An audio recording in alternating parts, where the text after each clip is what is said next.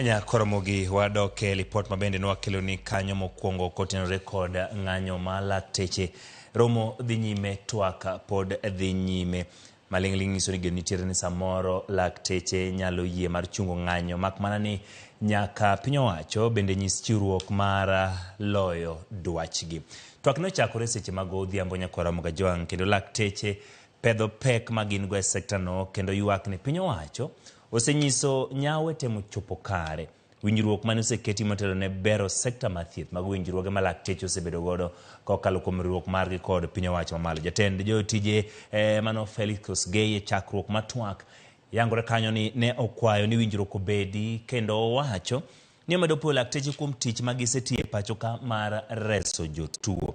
Gisani wacho ni romono lakteche owuok oko matin kendo jatend migawo mar omenda Felix Kosgei bende koro wacho ni owuok oko matin chal kagima gidhi e yweyo mana matin ka bende iwacho kanyo ni KMPDU chal bende koro kwayo thuolo mondo mi gibed kod yweyo mathin mondo mi gisum paro koni kod kocha kapok twak makamano dhi nyime. Twagno nyakora Kajwang' dwaro neno ni otiek ng'anyo mapacho. Kata kamano Judith Omondi miyowa ler ewi kaka ng'anyo ma lakteche osemedo kelo midhiero ne jotuo.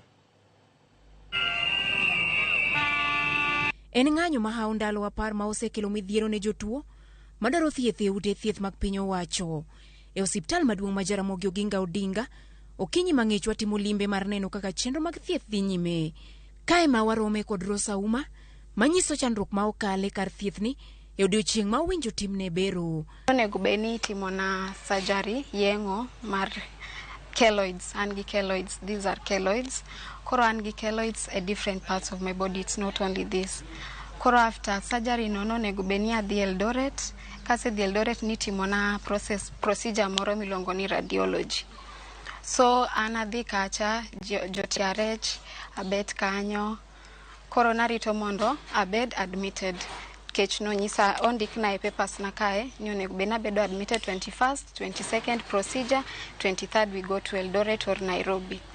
So anabet kanyo for long, alafu giluonga iye, alafu ginyisa ni ok ginyal admitan kech dakteche ni mgomo.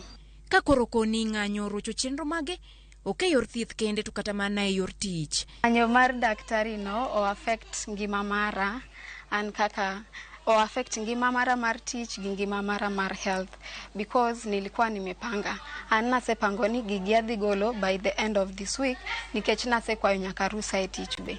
Koro o affect ngimana kaka jatich e company matiye, to affect be ngimana nikech an nasebedo gi hopes ni koro by next week okabi bedo gi health condition. E gwenge ma Eldoret kod Kakamega e kinde mamoko bende lakteche ne owuok oko mar sundo piny owacho chopo dwachgi.